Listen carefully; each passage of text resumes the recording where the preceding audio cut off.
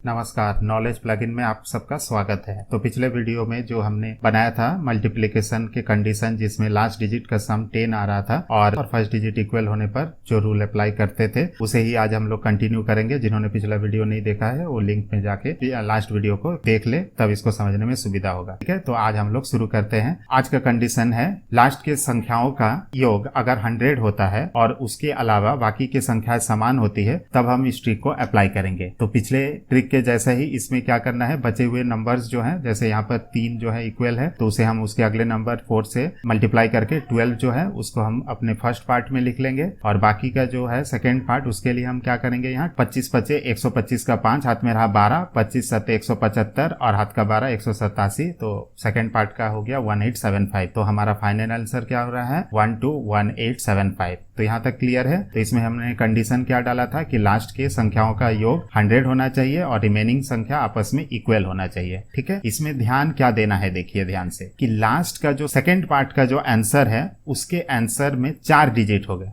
जैसा कि पिछले में हमने बताया था कि 10 अगर होता है सम, तो उसमें हमने क्या बताया था कि लास्ट के डिजिट्स में 2 नंबर्स बैठेंगे, और 100 अगर सम आता है तो इसके लास्ट के डिजिट में 4 नंबर्स रहेंगे। ठीक है, क्लियर करते हैं एक एग्जांपल से। यहाँ हम देखते हैं 95 और 5 का सम क्या होगा, 100 होगा, और फर्स्ट का डिजिट 6 इक्वल है, इसलिए हम रूल को अप्लाई कर सकते हैं। तो हम क्या करते हैं, इसको फर्स्ट डिजिट 6 को उसके अगले नंबर 7 से मल्टीप्लाई कर देते हैं, तो 42 हो गया। तो आंसर का फर्स्ट पार्ट में हम 42 लिख लेते हैं। ठीक है, सेकेंड पार्ट में हम क्या करते हैं, 95 इंटू 5 मल्टीप्लाई कर लेते हैं। 5 पचे 25 का 5, हाथ में रहा 2, 9 पचे 45 और हाथ का 2 47, 475। तो सेकंड हिस्से में क्या होना चाहिए, 475, पर मैंने अभी कहा ना 4 डिजिट होना है, तो इसके हिसाब से आगे एक 0 लगा के 0475 कर लेना है। तो फाइनल आंसर 420475। ओके, क्लियर है।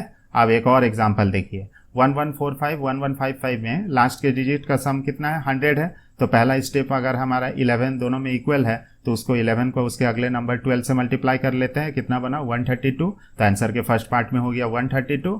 सेकंड हिस्से के लिए हम क्या करेंगे, 45 इंटू 55 मल्टीप्लाई करते हैं। 5 5 जाए 25, 25 का 5 हम लिख लिए, हाथ में रहा 2, 4 5 9, 9 पचे 45 और हाथ का 2 47 का 7 बैठ गया, हाथ में रहा 4, 4 पचे 20, 20 4 24। तो 2475। आप हमारे साथ बने रहिए, चैनल को लाइक सब्सक्राइब शेयर करिए। Thank you for watching.